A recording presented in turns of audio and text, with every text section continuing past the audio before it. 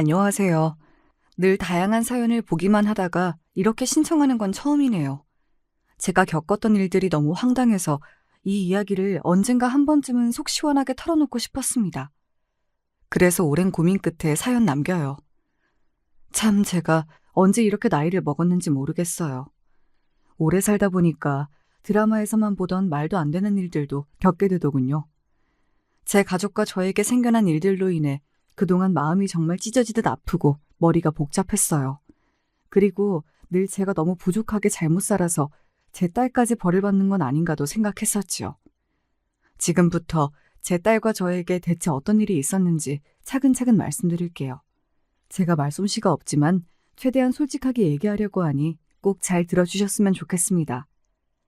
먼저 저는 어릴 때부터 부모님의 사랑을 제대로 받지 못하고 자랐습니다. 집안 형편이 너무 어려워서 따뜻한 밥 한 끼 먹는 것이 소원이었고 부모님의 애정을 받아보지도 못한 채 가난하고 외롭게 자랐습니다. 제게는 오빠가 한 명 있습니다. 하지만 오빠는 어릴 때부터 문제를 많이 일으켰어요. 동네에서 친구들과 싸움을 일삼았고 점점 크면서는 도둑질까지 하게 되었죠. 오빠의 이런 행동으로 저는 어린 시절이 너무 힘들었어요. 저희 집이 가난해서 오빠도 불만이 많았겠지만 이렇게 정말 커서도 도둑질을 하는 범죄자가 될 줄은 몰랐거든요. 사실 오빠가 어릴 때는 이것도 일탈이겠지 생각하며 현실을 부정했었는데 제가 현실을 직시하게 된 날이 있습니다. 바로 오빠 때문에 부모님이 쓰러지신 날이었죠. 오빠가 동네 가게에서 상습적으로 돈을 훔치다가 현장에서 경찰서에 끌려갔고 이후에도 계속 크고 작은 물건들을 훔치고 폭행을 해 결국 감옥에 가게 되었습니다.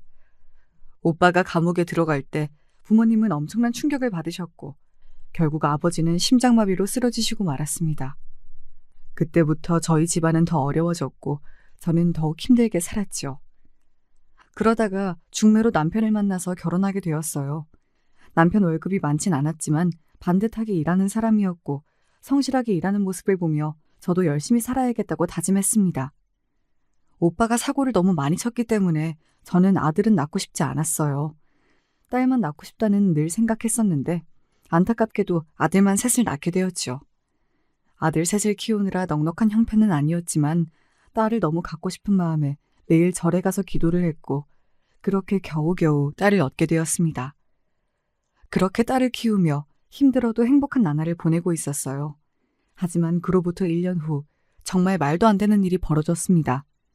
아직도 그날 남편이 손을 떨며 울면서 저에게 미안하다고 말하는 모습이 잊혀지지 않네요. 정말 미안해. 내가 떠나면 당신 혼자 애들을 어떻게 키워? 갑자기 남편이 백혈병을 진단받았다는 것이었습니다. 이제 겨우 저에게 행복이 찾아오나 했었는데 왜 저에게만 이런 일이 일어나는 것일까요?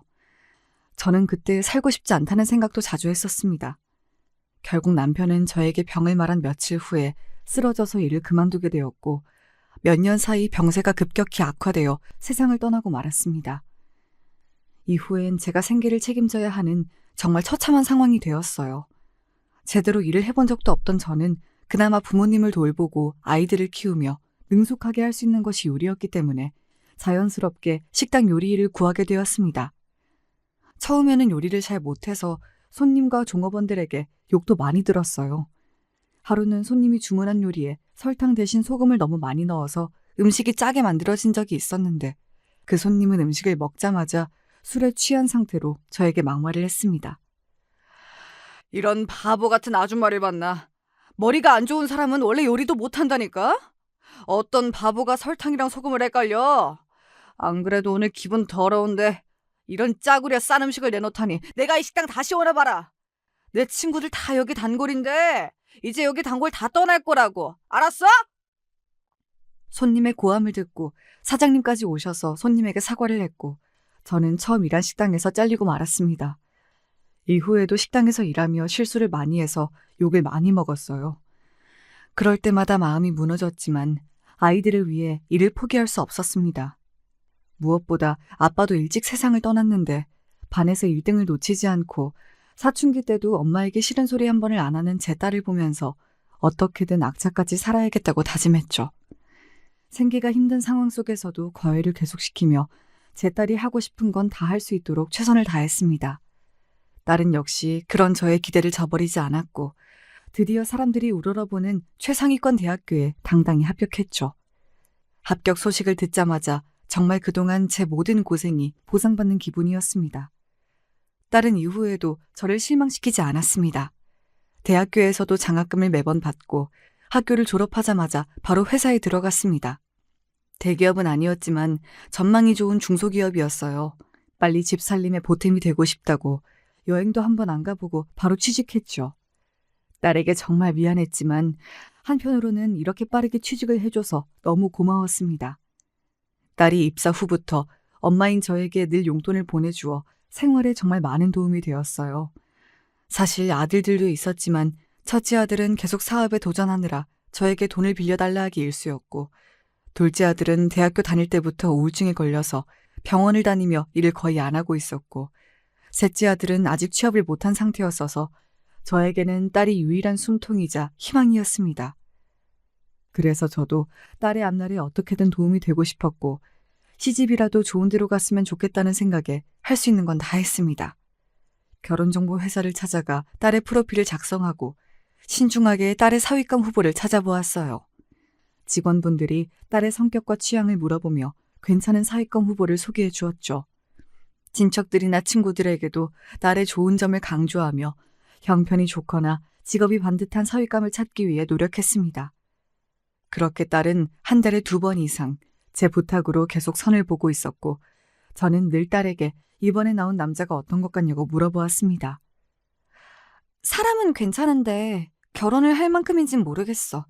엄마가 좋은 남편감 찾아주려고 하는 거 아는데 이런 대답만 해서 미안해. 이렇게 딸의 반응이 매번 아쉽긴 했지만 그렇다고 중매를 포기할 수 없었어요. 제 딸만큼은 결혼해서 정말 행복하게 살았으면 좋겠다고 늘 생각했었거든요. 그러던 어느 날 딸이 저에게 할 말이 있다고 했습니다. 딸이 이렇게 진지하게 저를 부른 적이 없었기에 당시 너무 걱정돼서 한숨도 못 잤어요. 내가 엄마한테 처음으로 미안한 이야기를 해야 할 것 같아. 나 앞으로 선 안 볼래. 선을 왜 안 봐? 혹시 결혼을 안 하고 싶은 거니? 이 얘기를 꺼내면서도 한편으로는 딸이 정말 결혼하기 싫다고 하면 어쩌나 속으로 너무 긴장되었어요. 그동안 열심히 살아서 이제 지쳐서 결혼을 하고 싶지 않은 건가? 아니면 결혼해서 힘들게 사는 엄마를 보며 결혼 생각을 접은 건가 등 짧은 순간에 너무 많은 생각이 머릿속을 스쳐 지나갔습니다. 다행히 제 딸은 이번에도 저를 실망시키지 않았어요. 그런 거 아니야, 엄마. 사실 회사에서 계속 만나자고 하는 사람이 있어. 그 사람 진지하게 만나보려고 해. 이 말을 듣자마자 정말 다행이라고 생각했고 드디어 저도 자식을 결혼시키고 손주도 볼 수 있는 건가 하는 기대가 생기더군요. 딸에게 집으로 그 사람을 빨리 데려오라고 했습니다. 그리고 너가 선택한 사람은 무조건 응원한다고 빠르게 결혼하라고도 말했습니다. 제 딸이 늘 똑부러졌던 만큼 결혼도 잘할 거라 생각해서 딸의 선택을 무조건 믿어주기로 했죠. 몇 개월 후 딸이 만나고 있는 미래의 사위감이 집으로 찾아왔습니다. 제가 대화해보니 제 딸을 많이 좋아하고 있고 부모님도 잘 계시고 집안도 어릴 때부터 늘 넉넉한 형편이었다고 들어서 상견례 날짜를 바로 잡자고 얘기했습니다. 지금 생각해보면 아무리 공부를 잘했어도 사람을 만나는 거나 결혼은 또 다른 문제인데 조금 더 오래 만나보라고 했어야 하나, 제가 사돈이 어떤 사람인지 더 잘 알아봤어야 하나 그런 생각도 듭니다. 그때는 이후에 어떤 일이 펼쳐질지 몰랐으니까 이 결혼에 대해 한치의 의심도 없었던 것 같아요. 지금 생각하면 더 신중하지 못했다는 게 아쉽습니다. 이후 시간이 흘러 상견례 날이 되었고 저는 그날도 잔뜩 긴장하며 잠에 들었습니다. 식당 일도 빼고 사돈에게 잘 보이기 위해 비싼 옷도 샀습니다. 그리고 드디어 사돈을 만났죠. 안사돈과 바깥사돈 모두 반갑게 저에게 인사를 건네주었어요. 대화는 평범하게 잘 흘러가는 듯 했지만 제가 사부인을 색안경을 끼고 바라보게 된 말들이 좀 있었습니다. 먼저 이야기를 들을수록 사부인은 돈 자랑을 자주 하고 거치장도 굉장히 많이 하고 명품 옷도 많이 입는 사람인 듯 했어요. 사실 이 부분은 그렇게 살 능력이 되니까 그러는 거겠지 하며 최대한 좋게 사부인을 바라보려고 노력했습니다. 그리고 평소에 등산 동호회를 하며 친구들과 별장으로 자주 놀러 가신다고 자랑하듯이 말씀하시기도 했는데 속으로는 아무리 그래도 남편이 있는데 집을 이렇게 자주 비울 수 있을까 좀 의아했지만 저랑 아예 다른 사람이니 제가 더 이해해 보기로 했습니다. 사부인과 다르게 사돈어른은 정말 말수가 적으시고 인상도 좋으셨습니다. 한마디 한마디가 신중하셨어요. 다만 좀 특이한 점은 안사돈이 사례가 걸리거나 에어컨 때문에 춥다고 이야기를 할 때 너무 심하게 걱정하는 경향이 있다는 것이었습니다. 하지만 아내를 많이 사랑하기 때문에 나오는 행동이 아닐까 생각도 했었습니다. 아, 상견례를 떠올리다 보니 그때 제일 쎄했던 말이 기억났는데 이 말도 사부인이 꺼냈었던 것 같아요. 우리 아들은 사실 공부보단 운동을 좋아했어요. 따님이 공부를 너무 잘해서 우리 아들 기가 죽진 않을까 걱정이네요. 그리고 집에 안 있고 자꾸 바깥으로 나돌지 않을까 하는 생각도 들고요. 무엇보다 애를 낳으면 엄마가 돌봐야 할 텐데 그때 되면 일은 당연히 그만두겠죠? 딸의 표정이 순간 확 굳어졌지만 결혼이 엎어질까 봐 사부인 말에 다 동의하면서 참았습니다. 그리고 아들 셋 다 상황이 여의치 않아서 도저히 상견례 자리에 데리고 올 수가 없었는데 마침 사부인이 제 아들들에 대해 물어봤었어요. 그런데 가족분들은 왜 다 안 오셨나요? 유정이 오빠들이 3명 있는데 전부 못 와서 정말 죄송합니다. 첫째 아들은 사업 준비 중이어서 자금 문제 때문에 공사일을 가야 해서 못 왔고 둘째는 정신적으로 많이 우울해서 밖에 잘 안 나가는 상태입니다. 셋째는 지금 일자리를 구하고 있는데 오늘 취직 관련된 중요한 일정이 있어서 못 왔습니다. 아, 한마디로 아들들이 다 능력이 없군요. 여러분, 이 말이 상견례 자리에서 사돈의 아들한테 할 소리인가요? 저는 이 말을 듣고 제 귀를 의심했고 정말 기분이 나빴습니다. 분위기가 싸해지자 사위가 능력이 있는 사람도 누구나 힘들 때가 있는 것이라며 사부인을 말리기 시작했습니다. 다금 생각해도 사부인이 상견례에서 제 아들들한테 한 말은 정말 어이가 없네요. 그리고 상견례 때 있었던 일을 떠올리다 보니 사부인이 하신 말씀 중에 돈이 없는 사람들이나 식당에서 일하는 직원처럼 자기보다 권위가 낮다고 생각하는 사람을 굉장히 무시하는 듯한 발언이 많다는 것도 기억이 났습니다. 저번에 식당에 갔는데 종업원이 너무 불친절해서 기분이 상했어요. 능력 없어서 식당 일하는 가난한 사람들이 왜 그렇게 무례한지 모르겠어요. 그래서 내가 종업원을 제대로 혼내줬죠. 진상짓 좀 했어요. 어차피 더 이상 볼 사람도 아니고 나한테 덤비지도 못하니까요. 저도 식당 일을 하는 처지라 이 말을 듣고 찔리고 마음이 아팠어요. 하지만 사부인 성격이 워낙 깍쟁이 같고 어렸을 때부터 부모님과 남편을 잘 만나 호의호식하며 고생 없이 산 사람이라면 살아온 환경이 다르기 때문에 나이가 있어도 평생 이렇게 살아서 조심스럽지만 철이 없을 수 있지 않을까 생각하며 어떻게든 이해하려고 노력했습니다. 이렇게 제 인생 첫 상견례는 큰 사건 없이 흘러가긴 했지만 가식적인 말이 오가고 약간 쎄한 느낌이 있는 찝찝한 상태로 마무리되었습니다. 이후 나중에 사위가 집에 찾아와서 사부인에 대한 이야기를 해주었어요. 알고 보니 사부인이 10년 전쯤 크게 아프셨고 그 이후로 성격이 변해서 하고 싶은 거 다 하면서 살고 있는 거라고 하네요. 그래서 사돈 어른이랑 사위가 사부인이 집에 잘 안 들어오고 돈 많이 써도 모든 행동을 이해하고 작은 행동 하나하나에도 걱정하면서 맞춰주는 거라고 했습니다. 그제서야 사돈 어른이 왜 그렇게 상견례 때 작은 걸로도 호들갑을 떨었는지 이해가 갔고 저도 사부인의 행동을 너그러운 마음으로 이해해 주어야겠다고 다짐했습니다. 딸의 결혼식 준비도 순탄하게 잘 진행되었고 이후 딸은 아이를 낳았습니다. 저는 주말마다 손녀를 봐주기로 했어요. 제 딸은 아이를 낳고 복직을 하고 싶어 했지만 사부인이 하도 반대해서 결국 일주일에 3일 이하로 일하는 곳으로 근무하는 것으로 사부인과 얘기를 끝냈습니다. 저는 평일에는 일하고 주말에는 일 나간 딸 대신 손녀를 보며 거의 하루도 쉬지 못했어요. 저는 너무 힘들었지만 딸에게는 내색하지 않고 늘 손녀 보는 게 너무 행복하다고 이야기하며 버텼습니다. 하지만 점점 체력도 떨어지고 아픈 곳도 많아지다 보니 딸아들 몰래 병원에 가기 일쑤였죠. 지금 생각하면 이때 제가 어떻게 버텼는지 모르겠네요. 그 와중에도 사부인이 제 딸을 더 좋게 잘 봐줬으면 좋겠다는 생각에 가끔 주말에 손녀를 보러 오시면 저는 늘 비위를 맞춰주고 칭찬을 했었습니다. 이번에 새로 산 옷인데 어때요?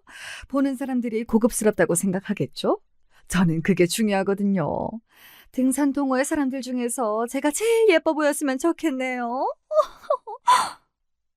이렇게 사부인은 늘 새로 산 옷이나 가방을 자랑하며 겉모습에 집착했는데 겉으로는 좋게 말을 했지만 속으로는 왜 이렇게까지 거치장에 집착하는지, 등산하는 등산 동호회에서 왜 제일 예뻐 보여야 하는지 참 궁금했습니다. 또 늘 전화를 붙들고 있어서 그렇게 연락 올 곳이 많을까 생각도 했지만 괜히 불편하실까봐 물어보진 않았어요. 저는 늘 사부인의 비위를 맞추면서 좋은 관계를 쌓기 위해 노력했는데 안타깝게도 제 딸이랑 사부인의 사이는 갈수록 좋지 않은 것 같았어요. 딸이 주말에 일하고 집에 오면 사부인과의 대화를 일부러 피하는 것 같았습니다. 딸에게 무슨 일이 있었는지 묻진 않았고 사부인이 아프셨어서 성격이 그렇게 되신 거니까 너가 이해하라고 잘해드리라고만 이야기했어요. 이후에도 둘 사이는 애정이 넘치는 말투는 아니었지만 그래도 기본적인 선은 지키면서 잘 대화했어서 앞으로도 큰 문제는 없을 것이라고 생각했습니다. 이후 시간이 흘러 딸이 둘째 아이를 낳았고 사랑스러운 2명의 손녀를 보니 저는 고된 하루의 힘듦이 싹 사라지는 느낌을 계속 받았습니다. 아이들은 역시 빨리 크고 시간이 흘러 둘째 손녀의 돌잔치가 되었습니다. 그리고 그날 정말 충격적인 생각지도 못한 일이 일어났어요. 지금 생각해도 심장이 요동치네요. 사부인이 글쎄 돌잔치에 온 그 많은 사람들 앞에서 제 딸에게 굴욕적인 망신을 줬습니다. 솔직히 돌잔치에서 왜 그런 이야기들을 꺼냈는지도 전 이해가 안 돼요. 여러분도 이 이야기를 돌잔치에 꺼내는 게 옳은 일인지 한번 판단해 보실래요? 너는 언제 일을 그만둘 거니? 애들 키우고 집안일 하려면 일 그만두는 게 좋지 않겠어? 그리고 우리 집에서 내가 같이 살자고 했는데 왜 싫다는 거야? 결혼했으면 어른들 말도 좀 들을 줄 알아야지. 어머니, 저는 일도 중요하고 제 꿈 이루면서 애들 열심히 키우고 싶어요. 그리고 지금 집에서 잘 지내고 있어서 또 다른 변화가 있지 않았으면 좋겠어요. 죄송해요. 너 같은 며느리가 무슨 꿈을 이루겠다고. 그냥 집안일이나 잘하지.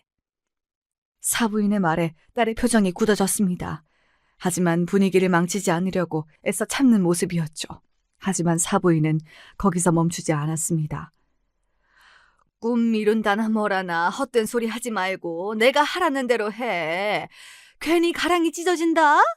내 말 못 믿겠으면 너희 오빠들 하는 꼴 좀 보렴. 너도 그 꼴 나고 싶니?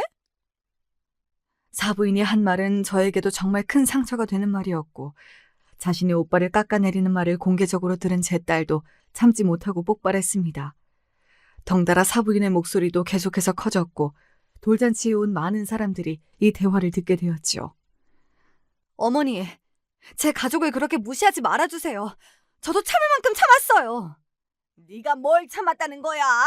내 말 다 무시하고 하고 싶은 대로 일도 하잖아. 저 어머니가 어떤 행동을 해도 아무한테도 말 안 하고 조용히 눈 감고 있는 거 아시죠? 늘 어머님 편 들어드렸잖아요. 그런데 저한테 대체 왜 그러세요? 뭐? 너 지금 이 자리에서 그 얘기를 왜 해? 나랑 한번 해보자는 거냐? 어? 이 말과 함께 사부인은 분노를 참지 못하고 제 딸의 뺨을 세게 때렸습니다. 그 순간 돌잔치 분위기는 완전히 망가졌고 저는 너무 놀라서 아무 말도 할 수가 없었어요. 딸은 눈물을 흘리며 자리를 박차고 나갔습니다. 사위와 사돈어른도 정말 당황한 표정이었어요. 제 사위는 급히 나서서 사부인을 진정시켰고 사돈어른이 마이크를 잡고 손님들에게 말했습니다. 우선 큰 소리를 내서 죄송합니다. 잠시 오해가 있었습니다. 너무 걱정하지 마시고 다들 즐겁게 시간 보내시길 바랍니다. 다시 한번 와주셔서 감사합니다. 그러나 그 말로도 상황은 진정되지 않았고 이미 돌잔치는 엉망이 되어버렸습니다. 딸이 자리를 박차고 나간 후 저도 따라 나갔습니다. 딸은 그 사건 이후로 사부인과의 관계를 끊고 싶어 했고 저에게 이혼까지도 고민 중이라고 하였습니다. 사실 딸이 뺨을 맞았을 때 큰 소리도 내지 못한 제 자신이 정말 미웠어요.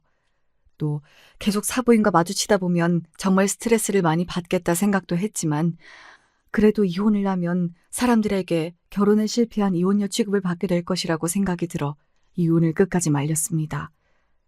딸은 제 이야기를 듣고 괴로워하면서도 이혼을 최대한 안 하는 방향으로 잘 생각해 보겠다고 했습니다.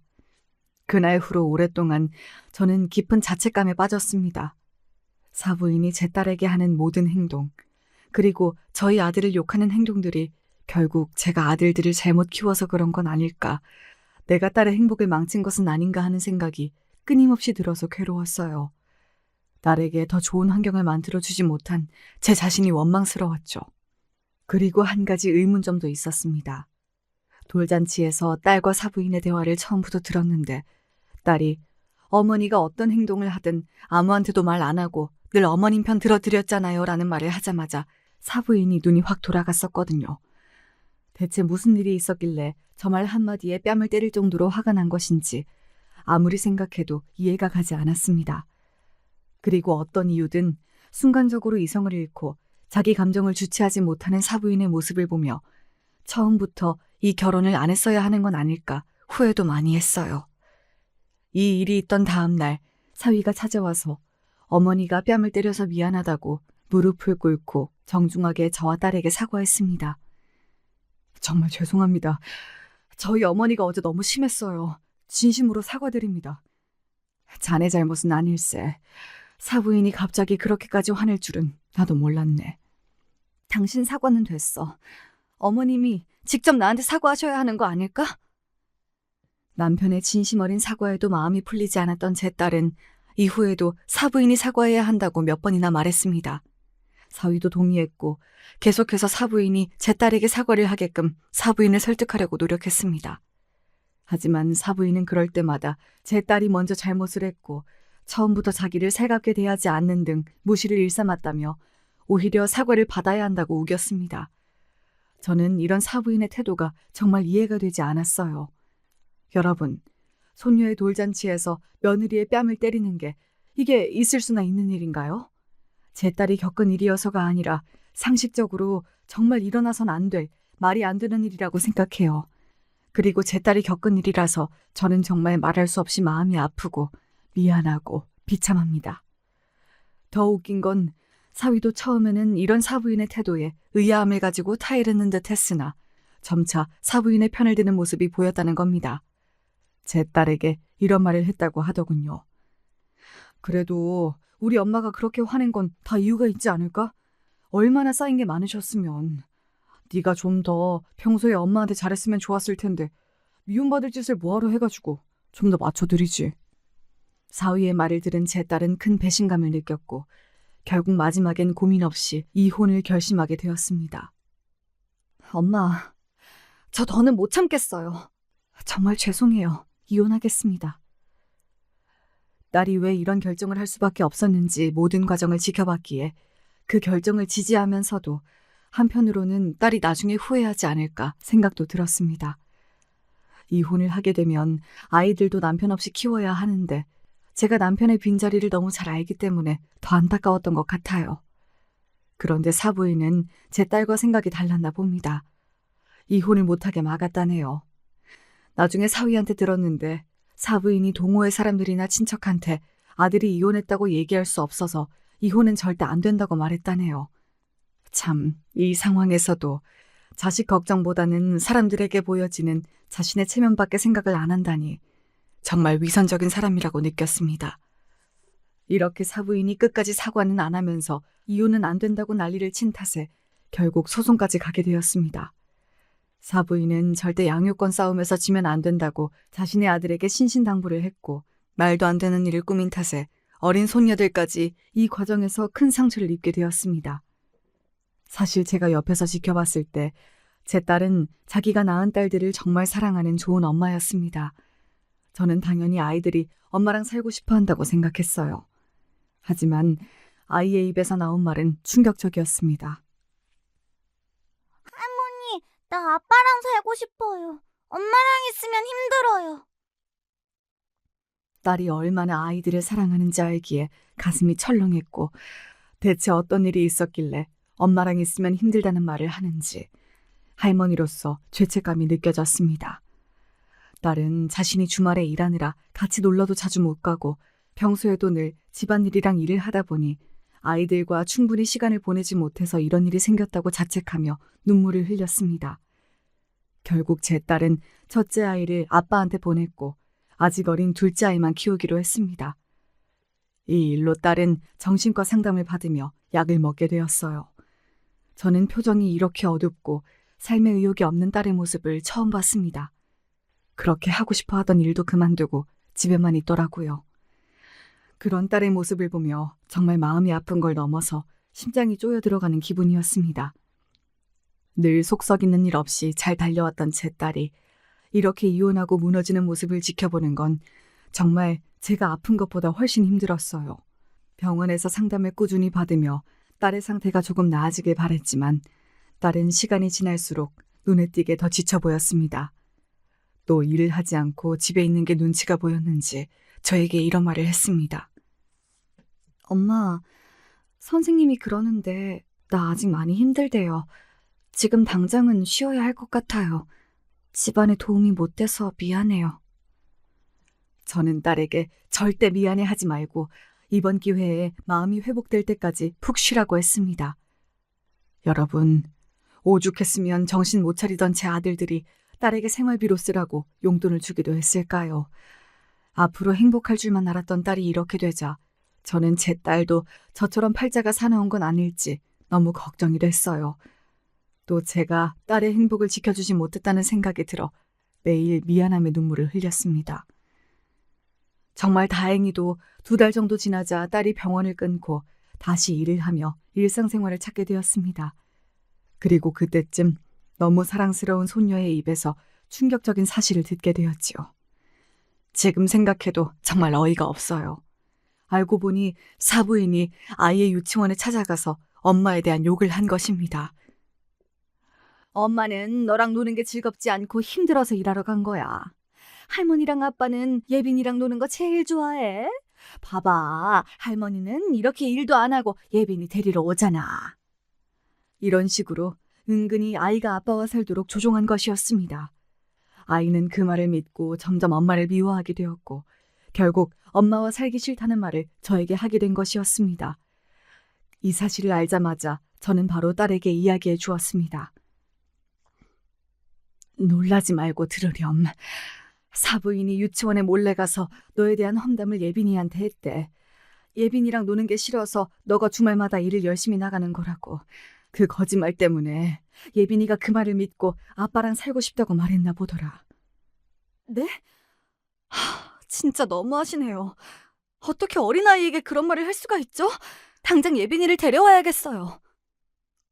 딸은 아이가 받을 상처를 생각하지 않는 사부인에게 정말 실망했다며 이 일을 그냥 넘어가지 않을 것이라고 했습니다. 그리고 아이에게 진실을 이야기해 주었습니다. 예빈아, 엄마가 너랑 자주 놀아주지 못해서 미안해. 그런데 엄마는 너를 정말 사랑해. 엄마는 예빈이랑 놀 때가 가장 행복하고 즐거워. 앞으로 엄마가 더 많이 표현하고 좋은 곳 많이 데려갈게. 아이는 처음에는 딸의 말을 안 믿기도 했고 의아해했지만 이후에 모녀가 재밌는 시간을 많이 보내면서 다시 마음을 여는 듯 했습니다. 저는 사위에게 전화를 걸어 이 사실을 이야기했습니다. 사부인이 예빈이를 따로 만나서 엄마가 예빈이를 싫어해서 주말에 일을 하는 것이라고 말했다는데 알고 있었나? 어린아이에게 어떻게 이런 짓을 할 수가 있는지 나는 너무 소름이 돋고 화가 나네. 예빈이가 자네랑 살겠다 한 것은 사부인이 이렇게 뒤에서 아이를 설득했기 때문이라고. 장모님, 그게 사실인가요? 정말 죄송해요. 저도 몰랐습니다. 아이와 이야기해보고 엄마랑 사는 게 더 좋다고 하면 같이 살 수 있게끔, 그게 힘들다면 자주 볼 수 있게끔 제가 어떻게든 해볼게요. 다시 한번 죄송합니다. 사위는 연신 죄송하다고 말을 했어요. 이후 저와 제 딸이 아이를 보는 횟수가 늘게 되었고 나중에는 엄마와 같이 살고 싶다는 아이의 의견을 반영해서 다시 저희 집으로 아이가 들어오게 되었습니다. 사부인은 계속 딸에게 전화와 문자를 하며 다시 손녀를 보내라고 압박했죠. 사실 그동안 봐왔던 사부인의 성격을 보면 이 정도는 예상한 일이었습니다. 딸은 처음에는 사부인의 연락에 스트레스를 많이 받는 듯 했지만 나중에는 자연스럽게 무시했어요. 제 딸은 더 좋은 엄마가 되기 위해 주말에는 꼭 자녀들과 시간을 보냈고 저도 손녀들에게 더 좋은 요리를 해주며 아빠의 빈자리를 채워주려고 노력했습니다.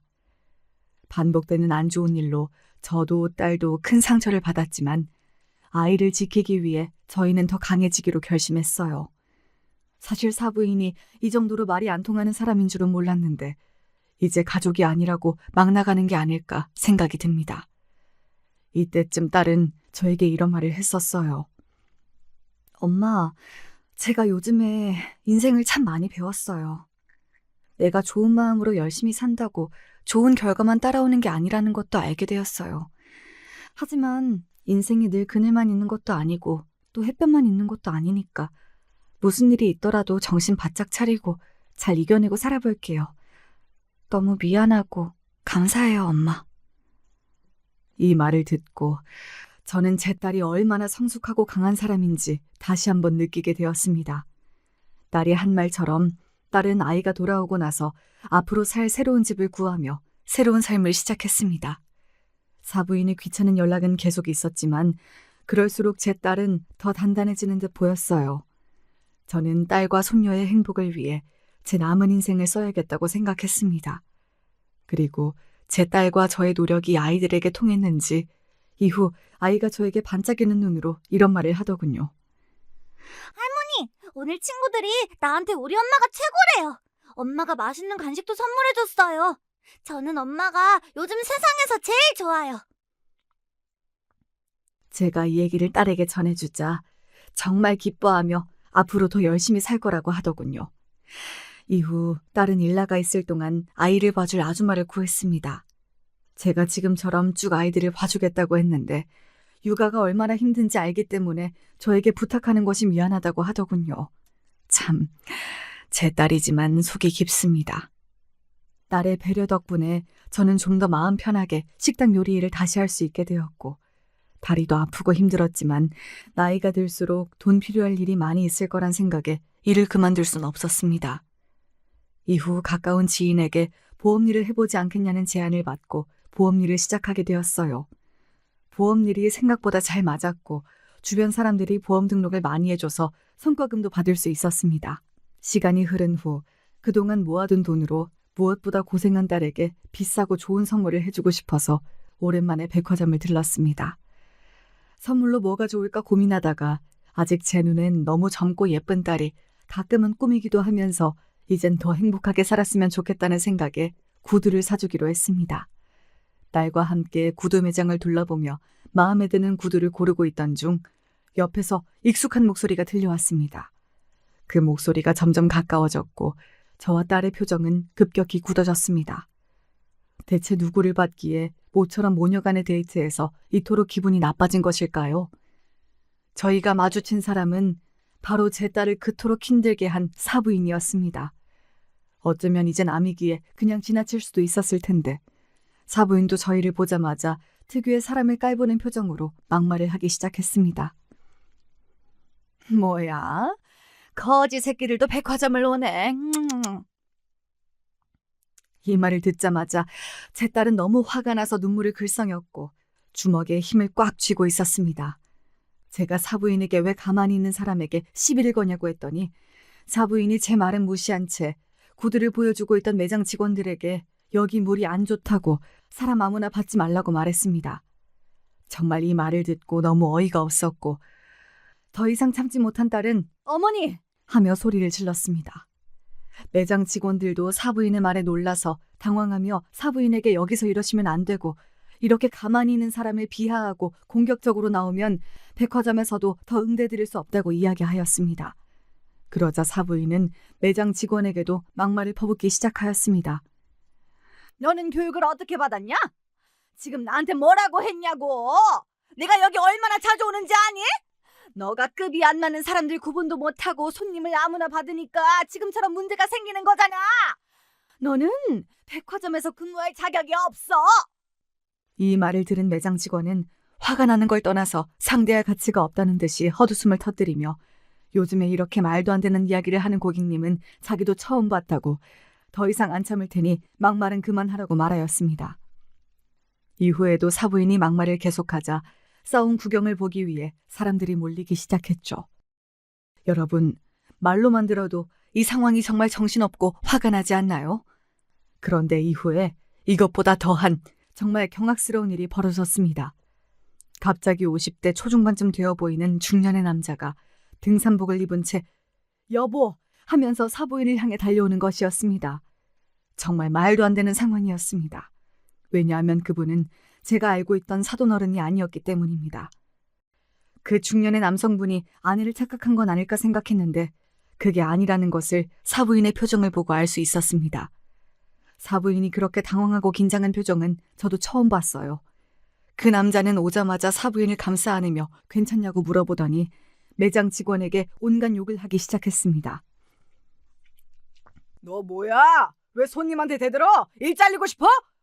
집에서 네 부모님이 어른들한테 이렇게 하라고 가르쳤냐? 못 배운 거 티내지 말고 당장 사과해! 이 말을 들은 사부인은 처음엔 중년의 남자를 보고 당황하고 불안해하더니 막상 그 남자가 큰 소리로 매장 직원에게 화를 내자 이제서야 자기 편을 찾았다는 듯이 매장 직원에게 더 큰 소리로 막말을 하기 시작했습니다. 봤지? 네가 무례한 거라고. 당장 나한테 사과해. 안 그러면 내가 여기 사장한테 너 당장 자르라고 할 줄 알아? 매장 직원은 아무런 대꾸도 하지 않고 백화점 보안팀을 호출했습니다. 저도 이 상황이 너무 혼란스러웠는데 제 딸도 정말 어이없는 표정으로 이야기를 듣고 있더군요. 사부인과 중년의 남자가 막말을 끝내자마자 딸은 중년의 남자에게 참아왔던 말을 하였습니다. 죄송한데 누구세요? 제가 전 며느리였는데 저희 시아버님 아니시잖아요. 두 분 대체 무슨 사이시냐고요. 그 말을 들은 사부인의 얼굴이 굳어졌고 중년 남자도 당황하며 말을 더듬기 시작했습니다. 아니 그러니까 내가 이 사람 남편은 아니지만 그러니까 그게... 그 남자는 계속 사부인의 눈치를 보며 어쩔 줄 몰라 했고 싸움을 보기 위해 몰려들었던 주변 사람들은 불륜의 현장까지 같이 관람하게 된 탓에 더 크게 수군거리기 시작했습니다. 둘이 불륜이네. 에라이 망할 놈들. 주변 사람들의 반응을 들은 사부인과 중년 남자의 얼굴이 붉어졌고 매장 직원들도 정말 예상치 못한 상황에 당황한 표정이었습니다. 이후 사부인은 중년의 남자에게 소리를 지르며 화를 냈습니다. 이때부터 영상을 찍는 사람들이 보이더군요. 여보 진정해. 여기서 이러지 말자. 왜 우리가 싸워야 해? 진정하라고? 지금 이 상황이 진정될 상황이야? 갑자기 아는 척하면 어떡하냐고. 사람들이 다 보는데 다 들켜서 이제 어떻게 할 거야? 어차피 여기에 우리가 아는 사람도 없잖아. 당신 가족들이 어떻게 알겠어. 너무 걱정하지 마. 뭔 소리야. 바로 앞에 전 사돈이랑 전 며느리가 있는데 이 멍청아. 지금 나보고 멍청하다고 했어? 당신이 저 멀리서 싸우고 있으니까 내가 걱정돼서 온 거잖아. 고마워하지 못할 망정 화를 왜 내? 걱정은 무슨.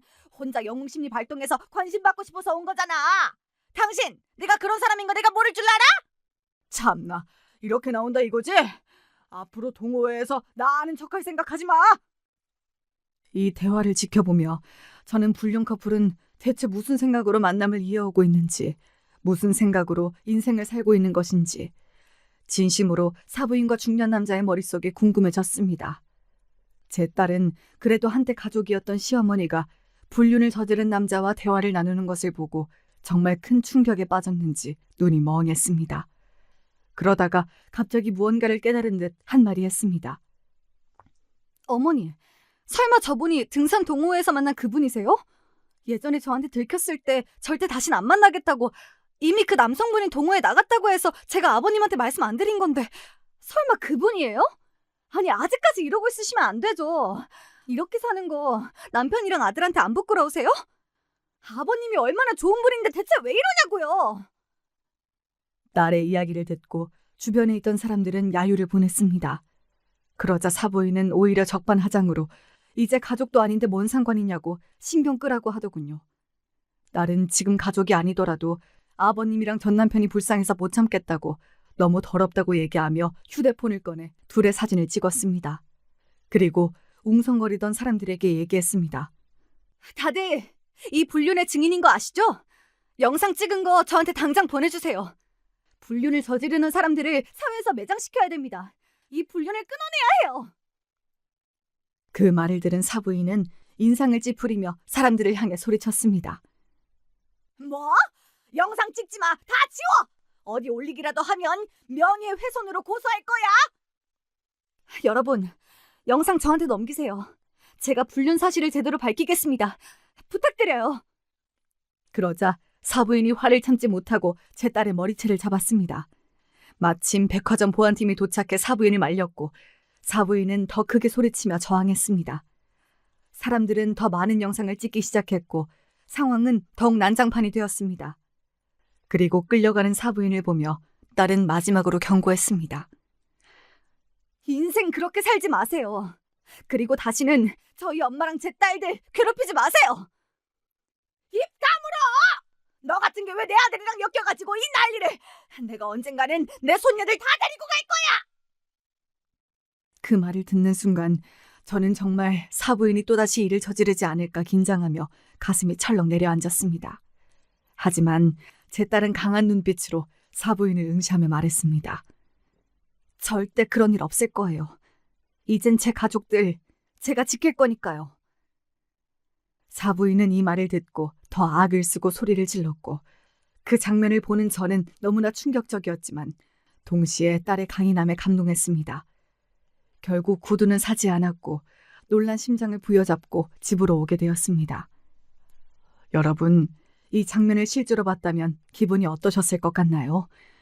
저는 정말 드라마에서 일어나는 일을 눈앞에서 실제로 본 느낌이었어요. 제 딸은 이제 사부인의 말도 안 되는 행동에 조금은 적응이 됐는지 정신을 붙잡고 끝까지 사람들에게 영상을 받아갔습니다. 이후 집에 와서 사부인의 불륜을 말해야 할지 말지 굉장히 고민하고 있는 눈치였어요. 저는 딸에게 언제부터 이 사실을 알고 있었냐고 물었습니다. 사실 돌잔치에서 어머님이 막말하기 전부터 알고 있었어요. 제가 어머님의 불륜 사실을 알고 있어서 저를 더 싫어했던 것 같아요. 그때부터 이혼해서 제가 나가길 바랬던 건 아닐까 싶기도 해요. 이 이야기를 듣고 사람 대 사람으로 사부인에게 소름이 돋았습니다. 그리고 제 딸은 오래 고민하다가 이 영상을 사돈 어른에게 보냈습니다. 사실 사위랑 소송까지 하면서 안 좋게 이혼하긴 했지만 사위도 사돈 어른을 닮아서 가정적이고 좋은 남편이었다고 딸에게 늘 들었어요. 아마 그래서 제 딸도 이 사실을 더 이상 숨길 수 없다고 판단했던 것 같아요. 딸은 엄마 때문에 아내랑 이혼하게 된 사위랑 아내가 바람 피우는 줄도 모르는 사돈 어른 둘 모두 불쌍하다고 생각하고 있는 것 같았습니다. 제가 너무 궁금해서 후기를 딸한테 물어봤는데 딸이 사돈 어른께 개인톡으로 백화점에서 있었던 영상을 보내자마자 한바탕 사돈집이 난리가 났다고 합니다. 사돈 어른이 처음으로 정말 크게 화를 냈고 사부인이 사돈 어른에게 싹싹 빌고 가지 말라고 붙잡았지만 대꾸도 없이 그 상태로 집을 나가버렸다고 하네요. 하긴 아무리 착하고 좋은 사람이라도 배우자의 바람을 용서할 순 없을 거예요. 근데 정말 어이가 없는 건 이후 사부인이 저에게 연락이 왔다는 거예요. 어차피 이제는 가족도 아니고 제 딸을 힘들게 한 장본인이기에 이번에는 저도 참지 않았습니다. 당신 딸을 어떻게 키운 거야? 걔가 멀쩡한 가정의 평화를 깼다고! 제발 정신 좀 차리세요. 사돈 어른이 불쌍하지도 않으세요? 그나마 곁에 남은 아들마저 정 떨어지게 만들고 싶은 거 아니면 지금이라도 인생 제대로 사세요. 뭐? 지금 말 다 했어? 제가 한 번도 사돈한테 이렇게 속에 있는 이야기를 해본 적이 없기에 큰 충격을 받은 모양이었습니다.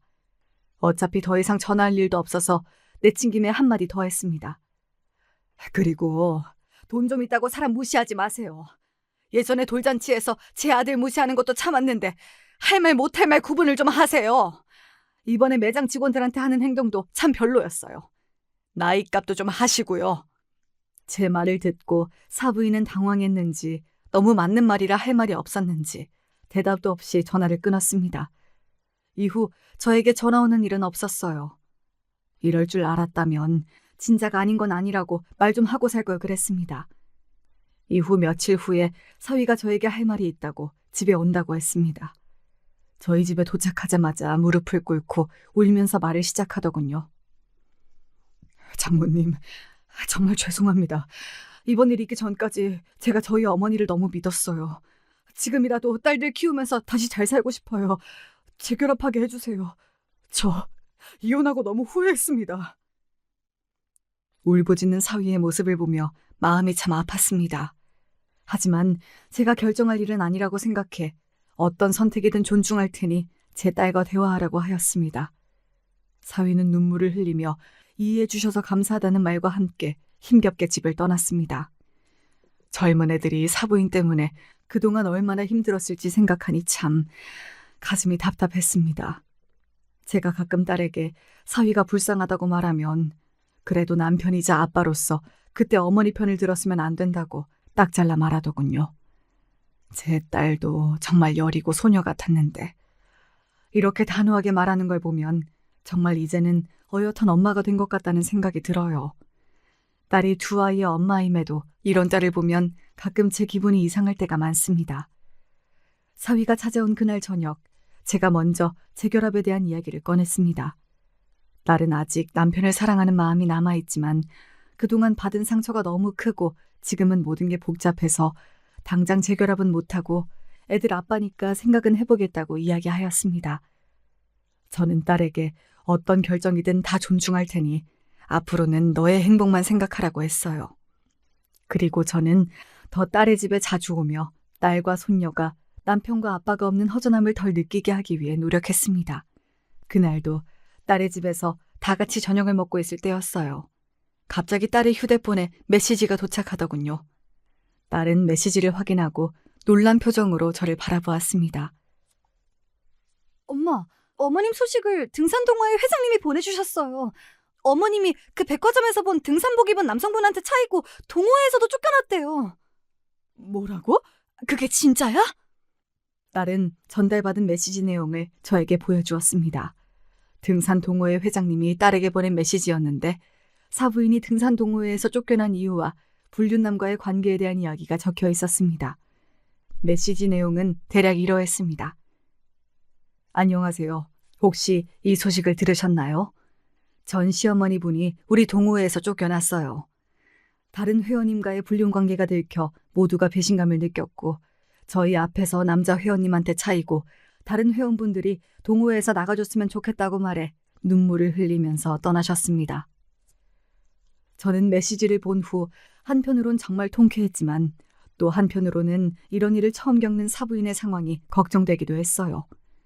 제가 딸에게 이 기분을 말하자 딸은 어머니가 받아야 할 벌을 받은 거라고 단호하게 얘기하더군요.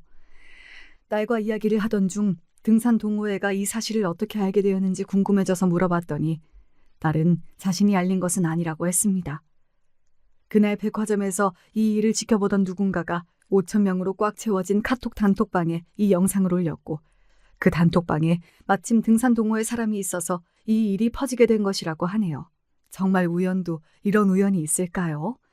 등산 동호회 사람들한테 무시당하고 남편한테 이혼을 당한 사부인은 요즘 쪽팔려서 집에서 나오지도 못한다네요. 이 두 가지가 사부인한테 가장 가혹한 벌인 것은 틀림없습니다. 이 모든 소식을 들은 딸은 마음이 훨씬 편안해진 것처럼 보였습니다. 예전부터 남편과 시아버지에게 어느 정도 미안함과 죄책감을 가지고 있었는데 모든 게 밝혀져 홀가분해하는 것 같았습니다. 이후로 저와 딸은 더 이상 사부인과 엮이는 일 없이 잘 살고 있습니다. 그리고 아직까지 딸은 재결합을 하지 않았어요. 저는 그래도 제 딸이 사부인만 안 만나고 다시 온전한 가정을 이루고 살길 속으로 바라고 있긴 합니다.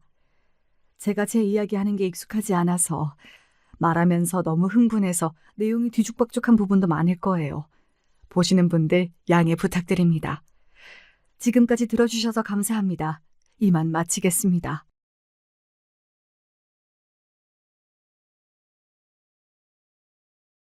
안녕하세요.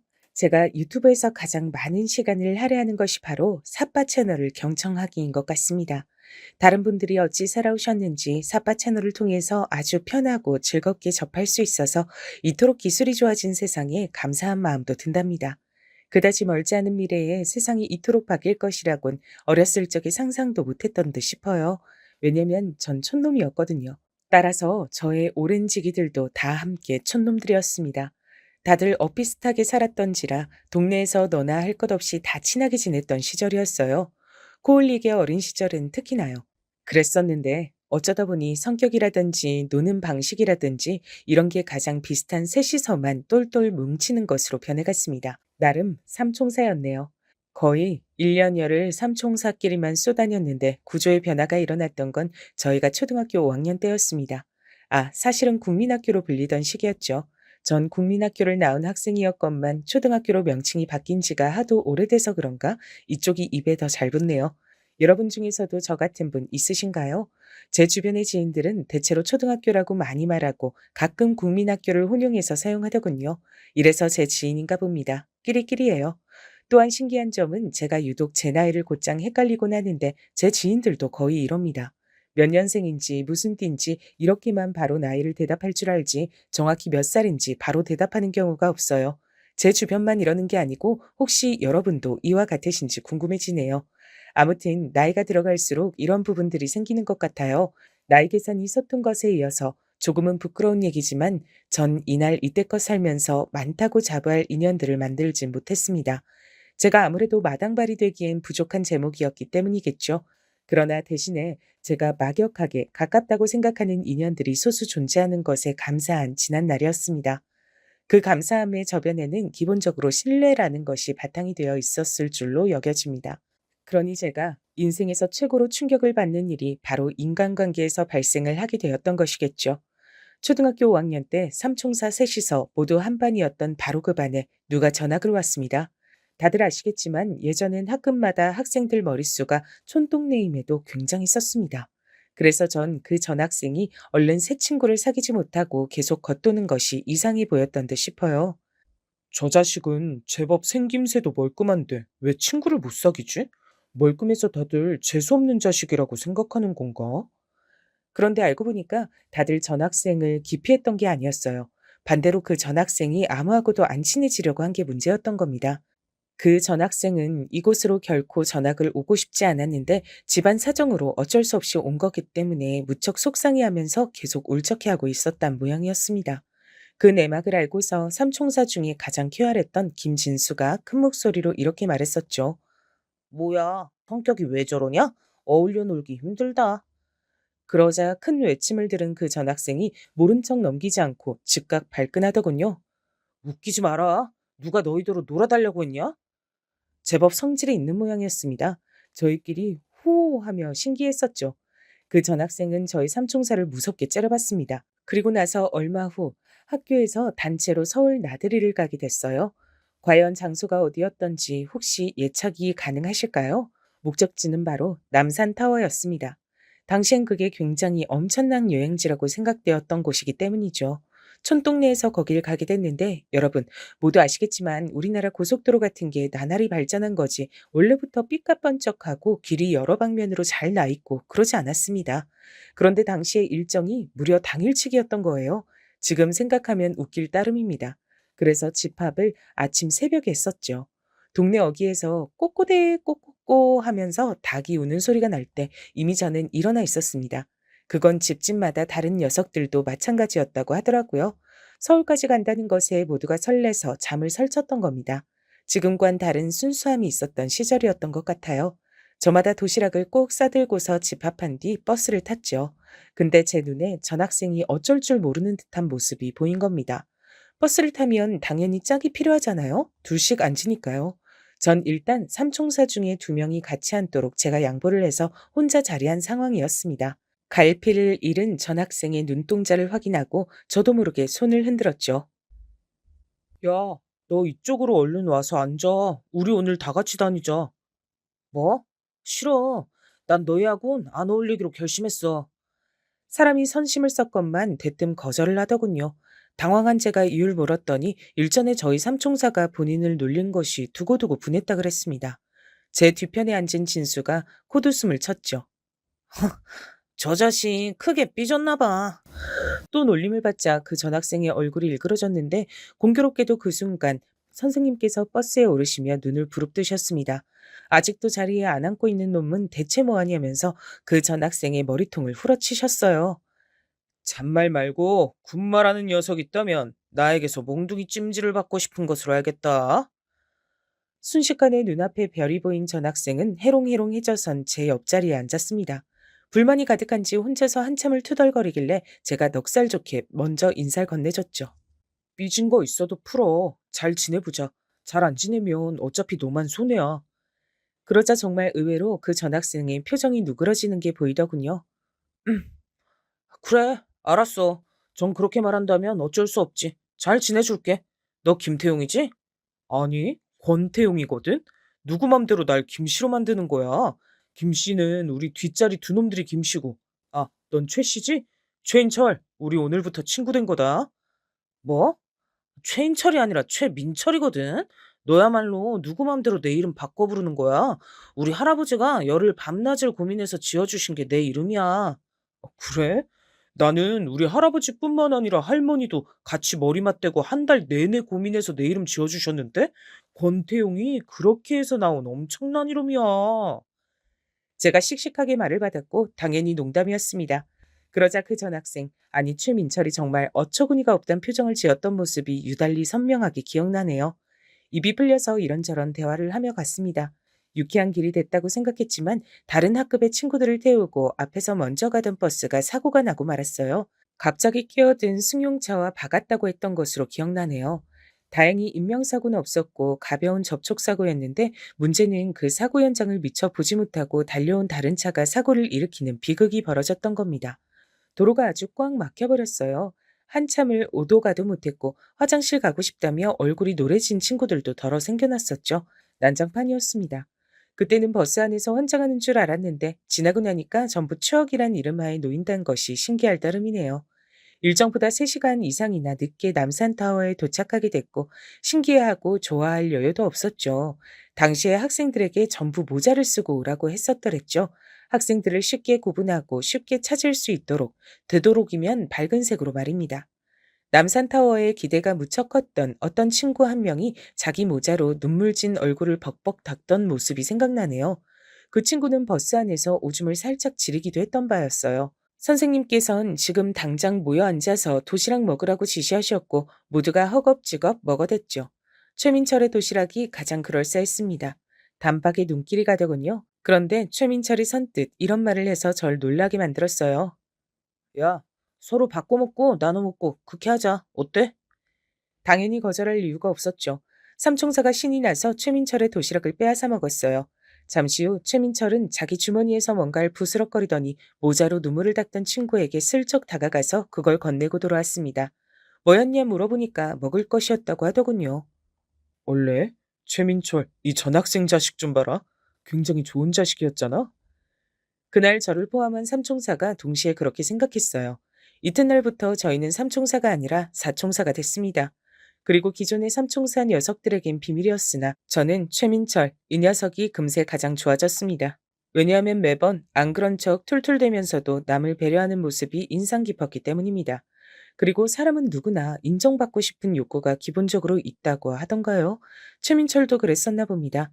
아닌 척하면서 배려를 발휘하면 최민철의 모습은 성격 나쁜 놈들의 눈엔 하는 짓이 재수없다 이렇게 보일 만도 했거든요. 그럴 때마다 제가 그런 놈들에게 한결같이 너나 잘해라 대꾸해 주었습니다. 싸움의 공식 중에서 선빵을 치면 필승이다 라는 말도 있지 않습니까? 제가 기세 좋게 확 대꾸하면 상대가 흠칫해서 금세 꼬리를 말곤 했습니다. 그런 저를 최민철은 신기해했고 고마워했으며 자기 자신을 알아주는 저를 점차 편하게 생각하기 시작했죠. 어느 날은 최민철이 처음 전화 갔을 때의 감상 같은 걸 제가 들려주었고 반대로 최민철은 그때의 자기 기분을 얘기해줬습니다. 그리고 그날 저희 두 사람은 최고 절친이 됐죠. 사총사 안에서도 가장 서로가 잘 통하는 사이가 된 것이었어요. 처음엔 이렇게 잘 통하는 친구 사이가 될 줄 몰랐던지라 의외면서 신기했습니다. 최민철과 노는 것이 특별히 즐거웠던 것도 아니에요. 그 녀석은 대체로 좀 섬세하고 조용조용한 면이 강했거든요. 전 그렇지 않았고요. 노는 것에 잘 통하긴 어려웠습니다. 그럼에도 이상하게 같이 있음 편했습니다. 아무 말하지 않고 침묵을 한참 지키고 있어도 어색하지 않았고요. 중학교에 가서 친하게 지냈어요. 시커먼 남자놈들만 득실하던 중학교에서 최민철처럼 감성이 뭔가 섬세한 녀석은 쉽게 재수없단 평가를 듣기 일쑤였죠. 그럴 때면 제가 나서서 도와줬습니다. 네 덕분에 내가 심하게 처맞는 일 없이 지금까지 버틴 것 같다, 야. 진심으로 고맙다. 새삼, 무슨 그런 낯간지러운 소리를 다 하냐? 내 생일이라고 특별히 이상한 소리를 해주는 거야? 중학교 3학년 때 제 생일날 최민철이 선물을 건네주며 그런 소리를 했었어요. 선물은 바로 모자였습니다. 아주 폼나는 모자였어요. 비싼 거였거든요. 너무 좋아서 바로 모자를 써봤고 그날 찍은 사진 속에서 전 모자 아래로 드러난 인매로 진한 호선을 그리고 있었습니다. 많이 기뻤거든요. 초반부터 눈치를 챈 바였으나 최민철은 집안 형편이 꽤 괜찮았습니다. 그걸 가지고 자랑질을 하거나 유세를 떠는 녀석은 아니었죠. 그래서 전 최민철이 더욱 마음에 들었어요. 그런 저를 최민철은 꿰뚫고 있었기 때문에 고등학교 때부턴 학교가 갈라졌지만 서로를 생각하는 우정만큼은 여전했답니다. 최민철은 고등학교에 진학하면서 이사를 갔어요. 때문에 거리가 멀어질 수밖에 없었죠. 저에게 3번 편지를 보냈고 전 2번 답장을 보냈습니다. 낯간지러워서 처음엔 답장을 안 했더니 그 다음에 저에게 화를 내는 내용을 보내서 제가 그때부턴 답장을 보냈던 것이었습니다. 당시에는 사실 맞춤법에 큰 자신이 없어서 편지를 냉큼 쓰지 못했다는 사실은 영영 비밀이었지만요. 전 대학 대신에 직장을 다녔으며 최민철은 대학에 갔습니다.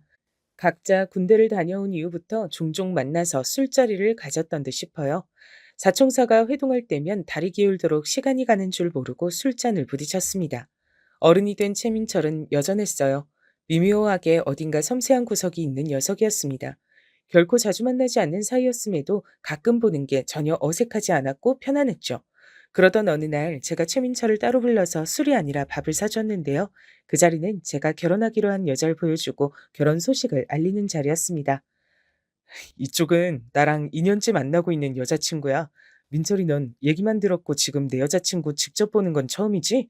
올가을에 결혼하기로 했어. 아, 반갑습니다. 얘기 많이 들었어요. 전 태용이하고 초등학교, 중학교 같이 나온 친구 최민철이라고 합니다. 야, 민철아, 우리 땐 국민학교였잖아. 우리 다 국민학생이었어. 초등학교로 명칭 바뀐 지 그렇게 얼마 안 되었다, 짜샤. 제가 넉살 좋게 말하자 최민철이 답지 않게 시익하고 환한 미소를 지어 보였어요. 그러면서 눈빛은 제 아내를 향해 있었습니다. 아내 또한 즐거운 미소를 짓고 있었죠. 전 제가 결혼할 사람과 제 절친한 친구가 서로 좋게 인사를 나눈 그 자리가 무척이나 마음에 들었다고 그렇게 생각했었습니다. 그해 가을에 저는 많은 축하를 받으며 아내와 결혼식을 올렸죠. 단출한 예식장이었으나 하객들로 가득 차 있었습니다. 최민철이 아주 근사한 정장을 빼입고 와서 다른 친구 녀석들이 네가 새 신랑인 줄 알겠다며 농담조로 얘기했단 사실을 저는 알았습니다. 유복한 집안 환경과는 다르게 검소하게 하고 다니는 최민철이 제 결혼식 참석을 위해 멋지게 빼입고 왔단 사실이 뿌듯했고 한편으론 감동이기도 했었네요. 첫째가 금방 들어서서 이듬해 봄에 아이가 태어났어요. 그리고 얼마 지나지 않아 둘째도 태어났습니다. 둘 다 아들이었고 그래서 제 부모님께서 무척 좋아하셨어요. 한 가정의 가장이 된 것이 저는 가끔 실감이 나지 않았습니다. 생각보다 이른 나이에 결혼을 해서 그랬나 보더라고요. 저보다 1살이 어린 아내도 비슷하게 느꼈던 걸지 모릅니다. 내가 왜 이러고 살아야 돼? 애들도 내가 다 봐야 되고 집안일도 내가 다 해야 되고 심지어 나는 일까지 다니잖아. 그럼 대체 당신이 하는 건 뭐야? 나는 당신보다 일을 밖에서 더 오래 하고 그만큼 돈도 더 많이 벌잖아. 제발. 그런 식으로 짜증내는 것 좀 그만해라. 듣는 사람이 얼마나 진이 빠지는 줄 알아? 짜증내는 것도 어디 한두 번이어야지 매일같이 들으니까 화병으로 돌아가실 것 같아. 화병이라 그랬어? 진짜로 화병 걸린 게 누군데? 왜 갑자기 그렇다고 소리를 질러? 애들 자잖아. 애들 곤히 자는데 당신은 소리 지르고 싶어? 집이 작으니까 그런 거야. 집만 컸어 봐. 이 정도 소리 지른 것 가지고 애들이 자다가 듣고 깰까 봐서 걱정은 안 했을 거야. 우리는 대체 언제 아파트로 이사 가? 우리 평생에 아파트라는 게 있을까? 아내의 짜증 그리고 불만은 점점 더 저를 숨막히게 만들었습니다. 또한 저는 아내와 있으면 자괴감이 들었어요. 세상에서 가장 못난 남자가 되는 것만 같았습니다. 심지어 아내는 본인의 기분이 안 좋을 때 그것을 아이들에게 풀어서 절 경악시켰습니다. 제가 목격한 것만 해도 벌써 수차례가 됐을 때 전 진지하게 이혼을 고려하기 시작했어요. 이런 고민과 고충을 제가 회사 사람들과 나눌 것은 아니었기에 당연히 제 가까운 친구들과 나눴습니다. 특히 저와 잘 통하는 최민철에게 말입니다. 이혼이 좋은 글씨라 여겨진 것도 옛날 일이야. 이젠 남자뿐만 아니라 여자도 이혼이 절대 흠잡힐 과거가 아닌 세상이 되고 있잖아. 애들 생각해서라도 난 두 사람이 이혼하는 거 아주 괜찮다고 봐. 애들을 최우선으로 위해야지. 부모가 싸우고 사이 안 좋은 것만 보고 자란 애들이 얼마나 정서적으로 불안하겠어. 저도 제 자식들이 걱정이었습니다. 점차 자기 엄마를 무서워하고 눈치를 보고 제가 집에 오면 안심이 된다는 표정을 짓는 제 자식들을 보며 가슴이 무너져 내렸습니다. 더군다나 제 부모님과 아내가 몇 번 크게 싸우기까지 했어요. 더 이상은 부부관계를 유지하기 힘들다는 판단이 섰고 아내와 결국 갈라서게 됐습니다. 처가 식구들도 이혼을 반겼으며 두 아들은 제가 키운다 그랬더니 그것만은 아쉬워하는 눈치였죠. 아내는 자기 자식들을 뒤로한 채 살았습니다. 왜냐면 이혼한 후로 전혀 왕래가 없었기 때문입니다. 아이들은 엄마가 우리를 찾지 않는다고 생각하며 우울해했고 한편으론 그럴 거라 예상했단 반응을 보여 제 마음을 아프게 만들었어요. 이혼한 아내가 제 연락을 철저히 피하는 것인지 도통 연락이 안 돼서 간신히 처가 식구들을 통해 아주 가끔씩 아이들의 소식을 전하는 게 전부였습니다. 그렇게 시간이 좀 더 흘렀는데 두 아들이 다 학교를 다니면서부터 제가 생각이 많아졌죠. 제 부모님은 저에게 재혼을 하라고 하셨으나 저는 자식들이 우선이었기에 혹시라도 제 자식들이 불편해하는 상황이 벌어질까봐 재혼이 망설여졌어요. 그러다가 용기를 내서 이혼한 아내를 찾아갔습니다. 애들 문제를 같이 상의하고 싶었고 만약에 가능하다면 재결합이라는 것도 염두에 두고 있었어요. 하지만 어렵사리 찾아간 처가에서 저는 청천벽력 같은 비보를 접했습니다. 네? 그게 무슨 말씀이십니까? 장모님, 애들 엄마가 죽었다뇨. 이미 이 세상 사람이 아닌 지가 오래라뇨. 이복의 권서방, 부끄러운 얘기지만 우리 딸은 새로 사귄 남자친구와 잘 지냈고 그날도 데이트하러 나갔다가 불의의 사고를 당해서 명을 달리했어. 죽기 전에 간신히 유언을 남겼는데 절대로 자네하고 애들한텐 비밀로 해달라고 했지. 화장을 해서 우리 딸이 좋아하는 남해 바다에 보내줬으니 자유롭게 바닷바람 타고 여행 중일 거야. 장모님의 말씀을 들으며 전 충격 속에 휘청거렸습니다. 이미 죽은 사람이었다니 믿어지지가 않았어요. 장모님을 비롯한 처가 식구들은 모두 입을 모아 저에게 절 보는 것이 괴로우니까 앞으로 나타나지 말아달라 그랬습니다. 다만 애들 소식만은 1년에 2번 정도 전해달라고 부탁을 남겼어요. 거절할 도리가 없어서 그저 알겠다고 했습니다. 애들에겐 엄마가 아주 멀리 여행을 갔다고 전했는데요. 시간이 지나면서 애들이 자연스럽게 그 의미를 알게 되더라고요. 그게 너무 슬펐습니다. 더욱 꿋꿋하게 두 아들을 부족함 없이 키워내리라 다짐했어요. 열심히 일상을 살아나갔습니다. 힘들고 지치는 날들이 많았으나 가끔씩 오래된 친구들을 만나며 부딪히는 술잔 속에서 시름도 함께 날려버리곤 했죠. 친구 녀석들은 다 여전했습니다. 그리고 저희끼리 놀라면서 실망하면서 동시에 수긍을 했던 것 한 가진 최민철이 저희 몰래 결혼을 했단 사실이었습니다. 아무에게도 알리지 않고 슬그머니 결혼을 해서 가정을 꾸렸더라고요. 부끄럽고 멋쩍어서 비밀 결혼식을 올렸다는 최민철의 변명은 그 녀석 나와서 왠지 그 앞에 대고 진지하게 화를 내기도 어려웠답니다. 최민철이 결혼한 여자가 어디 사는 누구인지 어떻게 생겼는지 아무도 정확히 몰랐어요. 하지만 아주 가끔씩 만나서 대화를 나눌 때면 결혼 생활에 만족하는 듯한 모습을 보였기에 전 최민철이 잘 살고 있다는 확신을 가지고 있었답니다. 다행이라고 생각했죠. 저희의 우정은 변함없었어요. 그렇게 세월이 흐르고 또 흐른 어느 날이었습니다. 전화가 걸려왔는데 이상하게 받기 전부터 느낌이 싸하더라고요. 야, 태용아, 큰일 났다. 아, 이게 대체 뭔 일인가 싶다. 놀라지 말고 들어라. 어, 네가 너무 놀란 것 같아서 그것 때문에 놀랄 지경이다. 대체 뭔 일이길래 갑자기 전화질이야? 그것도 이런 시간에. 내가 좀 아까 아는 사람한테 연락을 받았는데 말이야. 자기 지인이 교통사고로 죽어서 장례식장 갔는데 주변에서 이런저런 얘기가 들려오더라네. 그러면서 죽은 지인이 옛날에 살았던 곳, 나왔다던 학교 그런 얘기를 들었는데 갑자기 내가 떠오르더래. 그러면서 나한테 궁금해진 게 있어서 연락을 했다고 하면서 나보고 혹시 최민철을 아냐고 묻는 거야. 뭐라고? 야, 임마, 너 지금 뭐라 그런 거야? 최민철이라니. 우리가 아는 그 최민철을 말하는 거야? 그렇다면 설마. 그래. 혹시나 해서 내가 사진 받아봤는데 맞더라. 태용아, 이거 어떡하냐? 민철이가 죽었댄다. 교통사고로 세상 떠나서 지금 장례식 중이라는데 너무 경화먹고 당황스럽지만 우리 가봐야 되지 않겠냐? 당연하지. 그걸 말이라고 하냐? 친구가 죽었는데 안 가본 그런 정신 나가고 의리 없는 미친놈도 세상에 있다냐? 당장 장례식장 어딘지 주소 보내줘. 지금 당장 가봐야겠어. 말도 안 되는 일이었습니다. 최민철, 그 녀석이 세상을 떠나다니요. 교통사고로 갑자기 죽었단 얘기에 너무나도 허무한 기분이 들었고 워낙 정신이 없는 상황이라 오랜 친구인 저한테까지 연락이 돌지 못한 모양이었습니다. 그때는 그렇게밖엔 생각이 안 됐습니다. 부랴부랴 옷을 갈아입고 장례식장으로 향했습니다. 늦은 밤중이라 길도 안 막혔고 전 착착한 마음을 담아 엑셀을 거세게 밟았습니다. 순식간에 도착해버린 장례식장은 최민철이 산다는 지역에 있었습니다.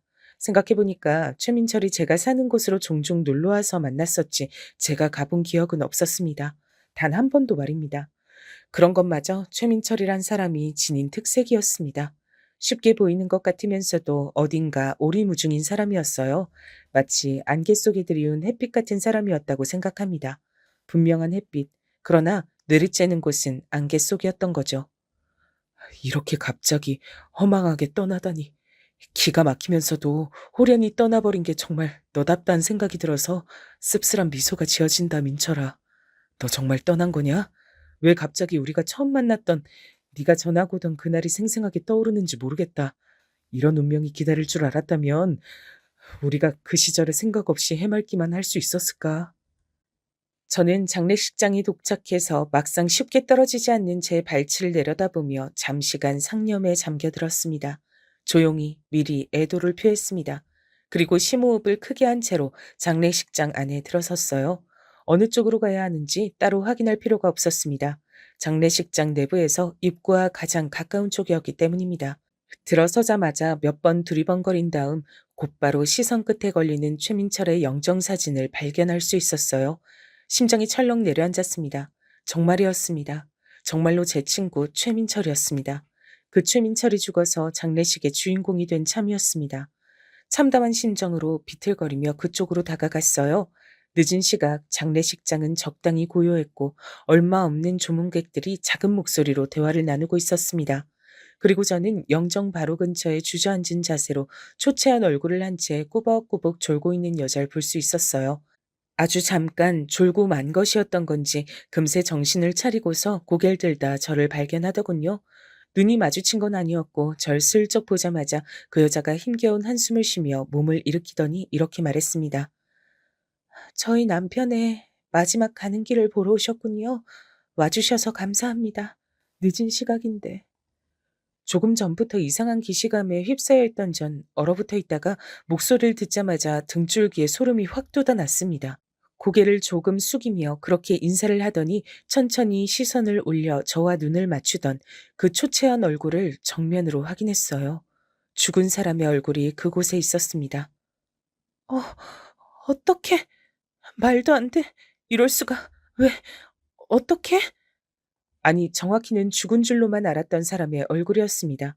귀에 익은 목소리를 가진 그 여잔 바로 제가 지난 세월 죽었다고 믿으며 살아왔던 이혼한 저의 전 아내였기 때문입니다. 몸을 바들바들 떨며 절 바라보더니 이내 고개를 휙 돌리더군요. 그제서야 전 정신이 들었습니다. 당신이 왜 여기 있어? 당신 죽은 거 아니었어? 내가 분명히 그렇게 들었는데. 그래서 지금까지 단 한 번도 그 사실을 의심하지 않았고 당신 찾으려고 하지도 않았었는데. 왜냐면 죽었으니까. 분명히 그랬으니까. 근데 왜 살아있어? 그리고 왜 여기 있어? 저는 순식간에 핏발이 선 눈으로 최민철의 영정사진을 바라봤습니다. 어느새 전 끔찍한 배신자를 바라보는 눈빛으로 영정사진을 응시하고 있었습니다. 그때 전 아내가 다리에 힘이 풀린 채로 털썩 주저앉았습니다. 소란이 일어난 것에 다들 이쪽을 기웃거리며 다가오기 시작했어요. 대답해. 뭐라고 말이라도 해봐. 그게, 아니, 나는 대체 당신이 여길 어떻게 왔는지, 분명히 연락을 안 했을 텐데. 연락이 안 가도록 분명히 해놨을 텐데. 근데 어떻게? 지금 그게 중요해? 그런 게 더 중요하단 말이지? 아, 그래, 그렇구나. 당신이 내 친구 최민철의 부인이구나. 그런 거구나. 날 속인 거였구나. 그동안, 그 긴 세월 동안 내 전 부인인 당신과 내 친구 최민철이 작당을 하고 날 기만해 온 거였구나. 아, 이제야 알겠네.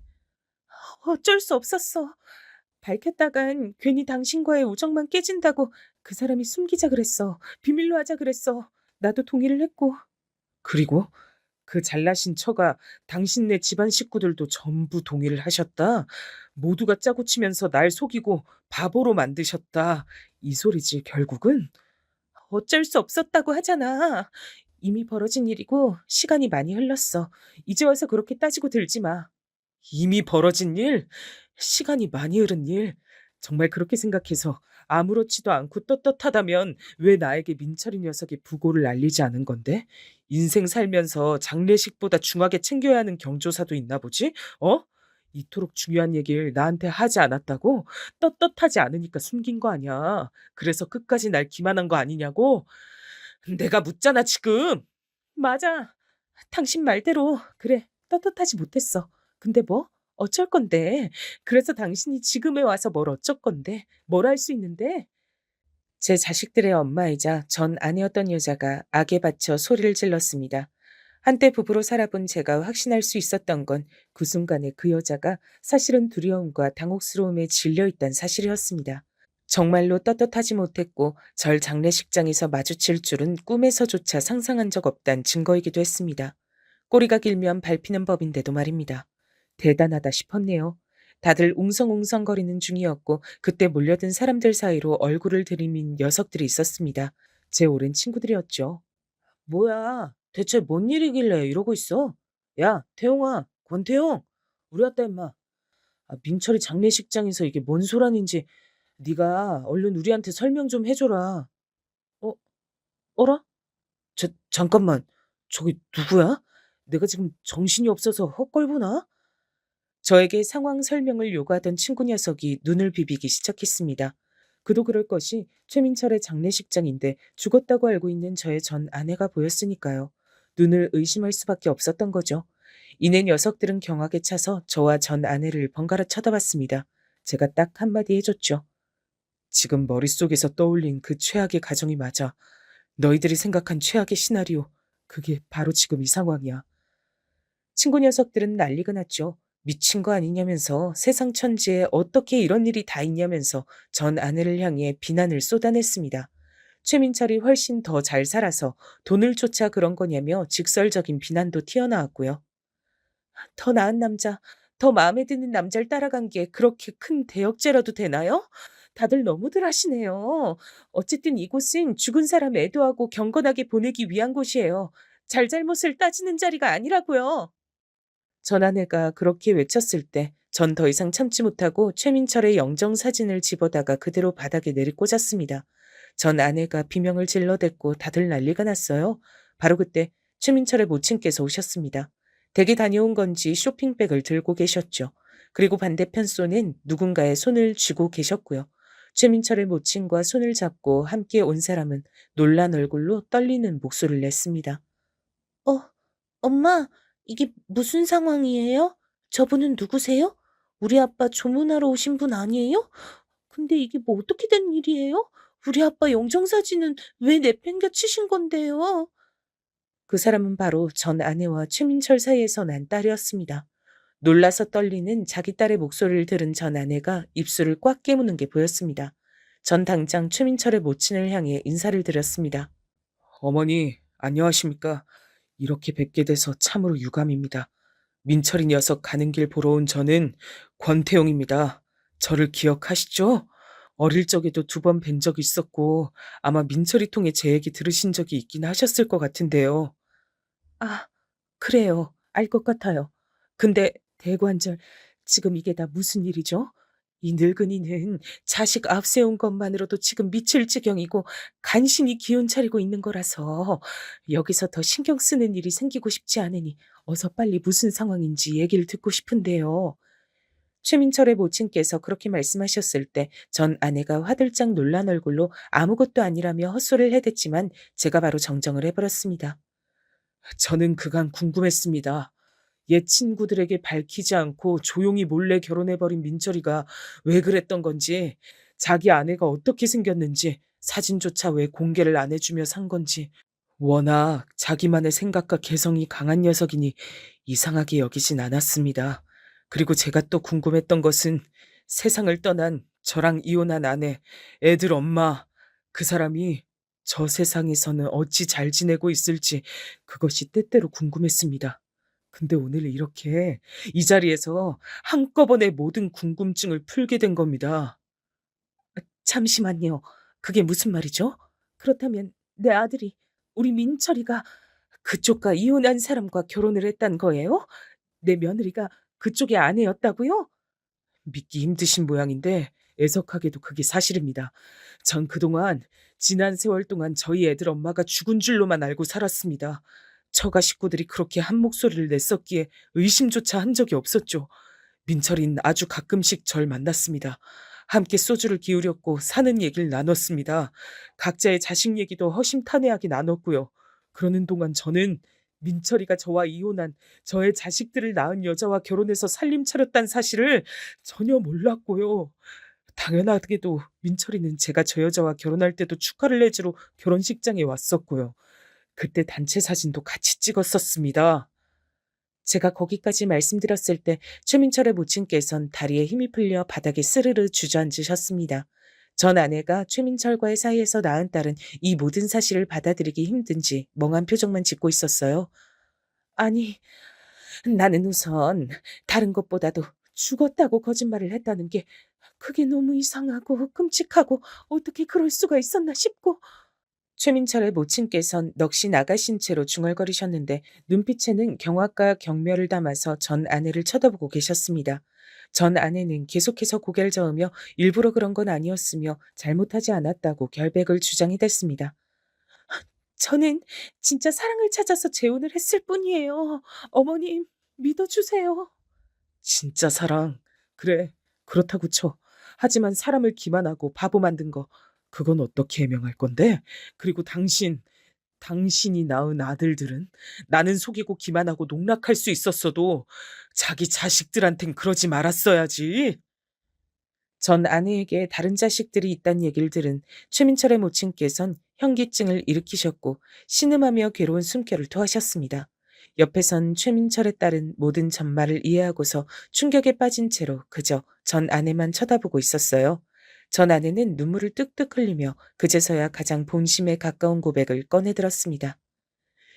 날 행복하게 해줄 자신 있다 그랬어. 권태용하고 이제 그만 살고 자기하고 최민철하고 같이 살아달라고. 나한테 적극적으로 마음을 보여준 사람이었어. 그래서 당신하고 이혼했던 거야. 두 사람이 부부였다는 충격적인 사실을 알게 된 직후부터 왠지 모르게 그런 예감이 들더니 역시나였습니다. 어쩌다가 눈이 맞아서 결혼까지 하게 됐던 게 아니라 저와의 이혼 이전부터 작정을 한 것이었기 때문에 계속해서 떳떳하지가 못했던 겁니다. 최민철이 제 등에다가 그런 비수를 꽂았다니 배신감으로 눈물이 흘렀습니다.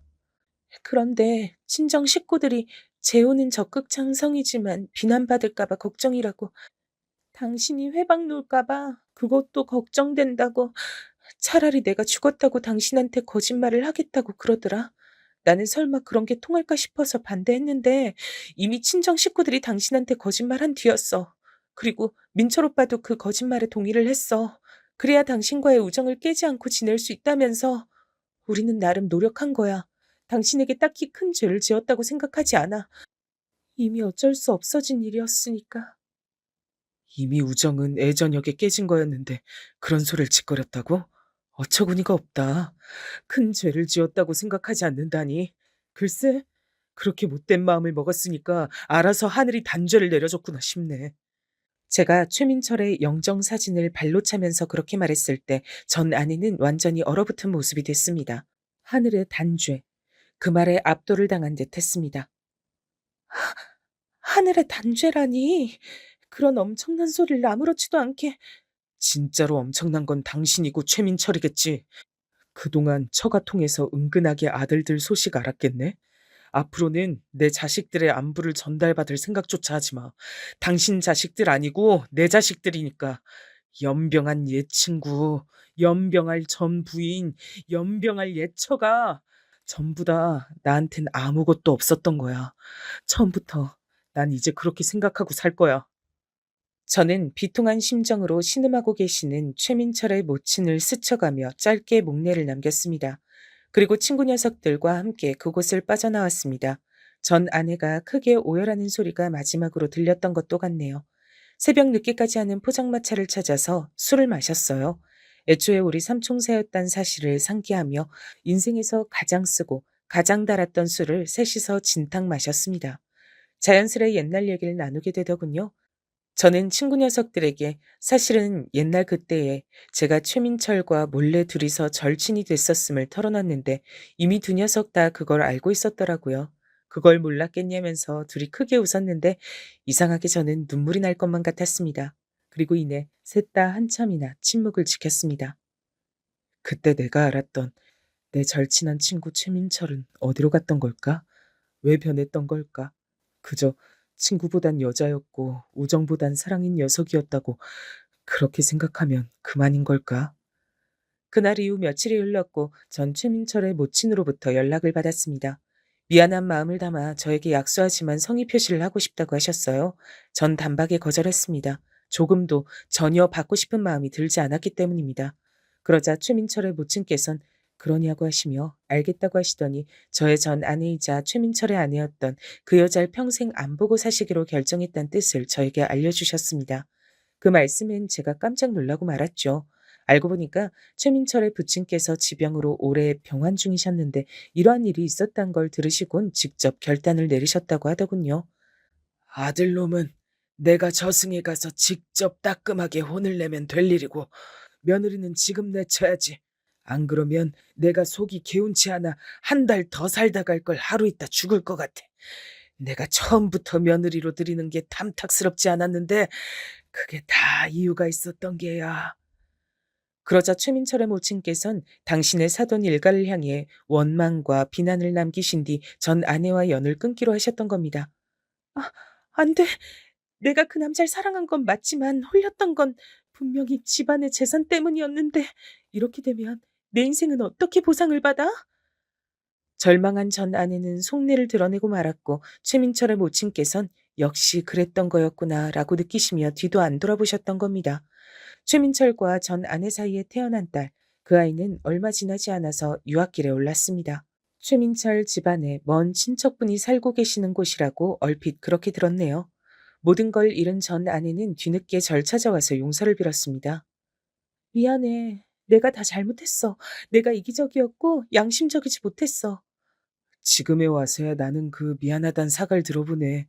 사과를 참 빨리도 한다. 이미 늦었어. 소용없으니까 그냥 돌아가. 나한테 그랬었지? 자기는 기만하더라도 자식들은 기만하면 안 되는 거였다고. 그래, 당신 말대로야. 생각하고 곱씹을수록 당신이 한 소리가 맞더라. 그래서 나도 똑같이 돌려주고 싶어졌어. 당신 혼자만 생각해서 날 밀어내면 안 돼. 애들한테도 물어봐야지. 내 이야기 솔직하게 들려주고 내가 살아있다고 알려야지. 애들에게 선택지도 주지 않고서 어떻게 당신 혼자 독단적으로 날 모른 척 밀어내겠단 거야? 당신 인생에서 내가 존재하지 않았던 여자라고 그렇게 친다고 한들 내가 애들 엄마란 사실이 사라져? 절대 아니야. 전 아내가 이를 갈며 그렇게 말했을 때 저는 호탕하게 웃음을 터뜨렸습니다. 이렇듯 뻔뻔한 사람이니까 제 친구와 눈이 맞아서 거짓말까지 해가며 살았던 거겠죠. 저에게 진심으로 미안한 것 같지도 않아 보였습니다. 저는 전 아내에게 이미 자식들이 그 사실을 알고 있으며 자기 엄마를 절대 보고 싶어 하지 않는다는 얘기를 전해줬어요. 전 이미 제 아들들에게 최민철의 장례식장에서 있었던 일을 싹 다 전해준 바였습니다. 전 아내의 말 맞다나 저는 아들들을 속이고 싶지도 않았고 선택지 또한 주고 싶었기 때문이에요. 혹시나 자기 친엄마를 아들들이 애틋하게 여겨서 보고 싶어 하면 어쩌나 싶었는데 아니었습니다. 둘 다 똑같이 단호했어요. 지난 긴 세월 동안 죽은 것처럼 하고 살아온 친엄마라면 지금까지 그랬던 것처럼 존재하지 않는다고 생각하며 사는 편이 더 낫다고 여겼습니다. 또한 제가 처가 식구들을 향해서 분노했듯이 아들들도 거짓말로 일관한 그 사람들과 앞으로 연을 끊고 싶다 그랬습니다. 그럴 리가 없어. 내 자식들이야. 내 배로 내가 낳은 내 새끼들이야. 천년이라는 게 끊을 수 있는 거라 생각해? 내가 직접 애들 봐야겠어. 만나게 해줘. 내가 만나서 직접 대화 나눠볼 거야. 직접 설득할게. 설득하긴 뭘 설득해? 당신이 치가 떨리기 싫다고 한 애들에게 왜 또 상처를 안겨주려는 거야? 당신은 정말 자기 자신밖에 모르는 이기적인 여자구나. 내 아들들은 결코 만나게 할 수 없으니까 네 딸이나 어떻게든 잘 붙잡고 살아. 나는 어딘지도 모르는 곳으로 내 딸은 이미 떠났어. 영영 내 품에서 벗어났단 말이야. 붙잡고 싶어도 붙잡을 수가 없는데 나보고 어쩌란 거야? 그건 이제 당신이 알아서 해야지. 잘난 처갓 사람들하고 아웅다웅 살면서 즐겁게 살아봐. 외로울 때면 지옥불에 던져진 최민철 떠올리며 옛 추억이나 회상하고 그러다 보면 금방 세월 흘러서 죽을 때가 성큼 다가와 있을지 모르지. 전 아내 앞에서 저는 눈 하나 깜짝하지 않았죠. 제 친구 최민철은 어릴 적 기억 속에서 이미 죽은 것이고 제 전 아내는 죽었단 소식을 들었던 그때에 정말로 죽어서 영영 사라진 것이라고 그렇게 여겼습니다. 그러니 흔들릴 이유가 없었죠.